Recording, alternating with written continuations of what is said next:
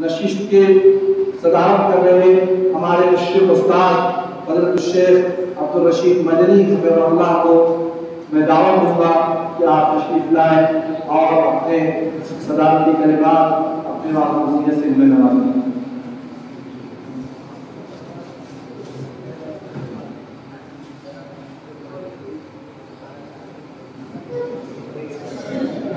السلام علیکم ورحمۃ اللہ وبرکاتہ۔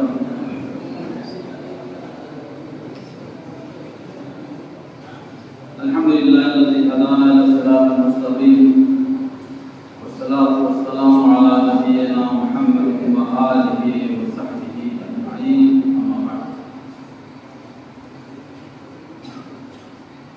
اعوذ باللہ من الشیطان الرجیم، قل ان کنتم تحبون اللہ فاتبعونی یحببکم اللہ۔ وقال النبي صلى الله عليه وسلم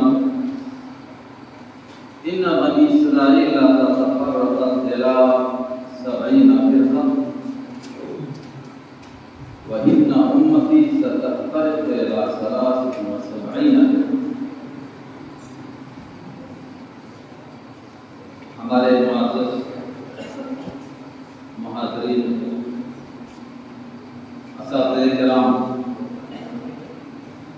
اور ہمارے عزیز طلباء، دو محاضرے بہت ہی اشوتے انداز میں آپ کے سامنے پیش کیے گئے، اہم محاضرے تھے۔ ایک محاضر آدمی محاضرہ پیش کرنے میں جتنی محنت کرتا ہے، اس کے لیے میں ایک مثال دیتا ہوں۔ ایک چڑیا گھونسلہ بناتی تو ایک ایک تنکوں کو اکٹھا رکھتی ہے، اس کے بعد اس کا گھونسلہ تیار ہوتا ہے۔ اسی طریقے سے محاضر کہا ہے۔ محاضر کئی سو صفحات اپنے مقالے میں رکھتا ہے، قلم ساتھ میں ہوتا ہے، کاغذ ہوتا ہے، اس کے بعد جو خاص پوائنٹ کرتا ہے اس کو نوٹ کرتا ہے۔ یہ طریقے اکٹھا کرتا جاتا ہے، اور جب وہ اکٹھا ہو گئے تو پھر اس کی ترتیب کرتا ہے نستعلیق انداز میں، اچھے انداز میں، تاکہ سامعین کے سامنے پیش کریں تو اچھا لگے، وہ مؤثر ہو۔ بڑی محنت کے بعد ایک مقالہ، ایک محاضرہ تیار ہوتا ہے، اور آپ یقین مانیں جو دو محاضرے آپ کے سامنے پیش کیے گئے ہیں، ایک محاضرے میں جتنے مواد اور جتنے پوائنٹ، جتنے نکات پیش کیے گئے ہیں، اگر آپ اس کو جمع کرنا چاہیں اور محنت کریں، خوب محنت کریں، تو کم سے کم 1 یا 1.5 مہینہ لگ جائے، اس سے کم نہیں۔ اس لیے آپ یہ محاضرے کی قدر کیجیے، اور اس طرح سمجھیے آپ کہ جس طریقے سے آج ہمارے محاضرے اسٹیج پہ کھڑے ہو کر کے اپنا محاضرہ پیش کیا ہے، اس طریقے سے ایک وقت آئے گا کہ ہم بھی اسی طریقے سے پیش کریں گے۔ یہ اپنے اندر غلبہ پیدا کیجیے، اور قلم آپ کے پاس ہے، کاپی آپ کے پاس ہے، اور اس میں خاص باتوں کو آپ نوٹ کرتے جائیے، آپ کا محاضرہ بہت آسانی کے ساتھ تیار ہو جائے گا۔ اور سننا واقعہ طور پہ تشریح اسلامی میں ہمارے شیخ الجامعہ حفظہ اللہ نے جتنی بہترین باتیں پیش کی، شروع میں مسائل بتائے جن کی کتابوں کے اندر یہ مسائل آپ ملیں گے، اور کتنے لوگوں نے کس طریقے سے اعتراضات کیے سنت پر، اور اس کا جواب کس طریقے سے لوگوں نے دیا، مساجد فیاض نے پیش کیا، اور اس کے بعد پھر جو ان لوگوں نے سنت پر اعتراض کیا تھا اس کا بھی جواب دیا، اور یہ بتایا کہ سنت اصول فقہ میں کیا ہوتا ہے، محدثین کے یہاں کیا ہوتا ہے، حدیث کسے کہتے ہیں، وہی مطلوب و غیر مطلوب کی حیثیت کا وقت ہے. ملا جیون نے کیا کہا, سعد الفضل شافعی نے کیا کہا, کس قسم کی باتیں آپ نے پیش کی, اور اس کے بعد پھر آپ نے ذل و بنی سنت کا انکار کیا, ان کا آپ نے دندا توڑ جواب دیا. مختلف قسم کے دلائل کے ذریعے سے, عقلی دلائل, نقلی دلائل, ہر حیثیت سے آپ نے اس کا جواب دیا. ہم آپ کی بہت مشہور ہیں. اللہ تعالیٰ آپ کو خیر عطا فرمائے. اللہ نصیب وزیر.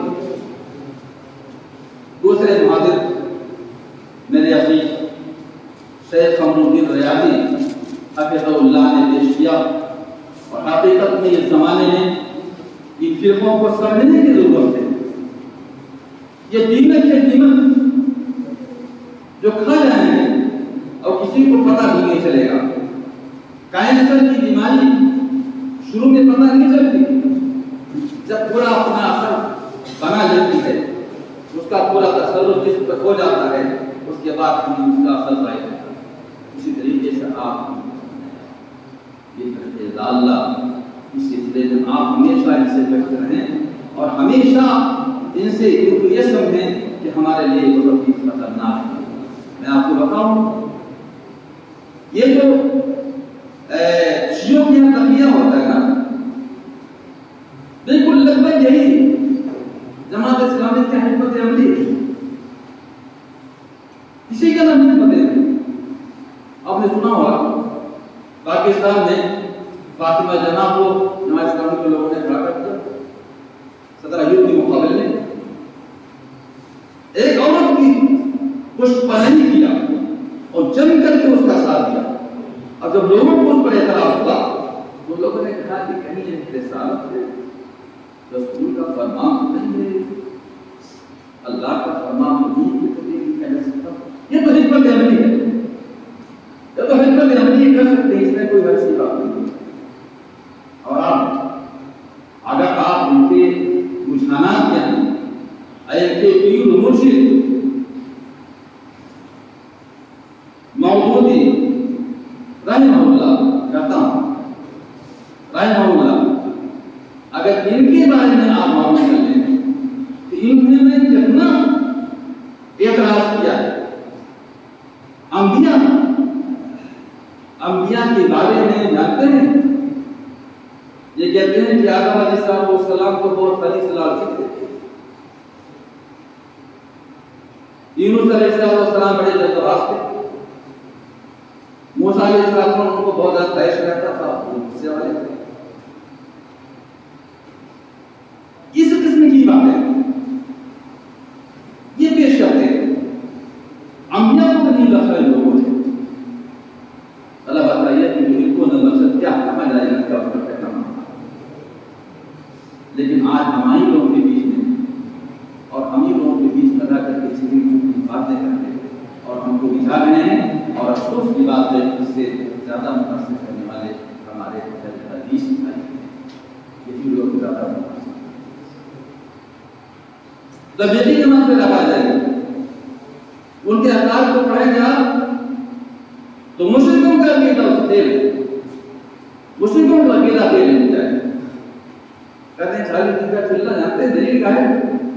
ساری دن کا چلنا دلیل کیا ہے کہ موسیٰ علیہ السلام گئے تھے نبوت دلانے کے لیے, تو لینے کے لیے تو رسول پر 40 دن تھے, ان کو بھی نبوت ملتی ہے ان لوگوں کو بھی.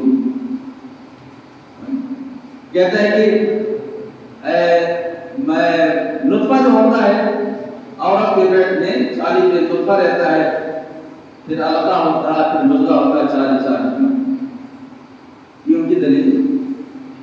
کہتے کیا ہیں کہ حدیث میں آتا ہے کہ مسجد نبوی میں جو آدمی 40 وقت کی نماز پڑھے گا تو اللہ کے نبی صلی اللہ علیہ وسلم کی اس سے شفاعت کو مل جائے گی. یہ بھی ان کی دلیل ہے. یہ کیا کرتے ہیں, حدیث میں آتا ہے کہ کوئی سے مردہ مر جائے, کوئی آدمی مر جائے, اس کی طرف سے 40 دنوں کا صدقہ و خیرات کرتے رہو تو کیا ہے, اس کو جہنم سے نجات مل جائے. اس قسم کی دلائل, اس قسم کی باتیں جس کو انسان عقلی نہ قبول کرے, یہ ان کے دلیل.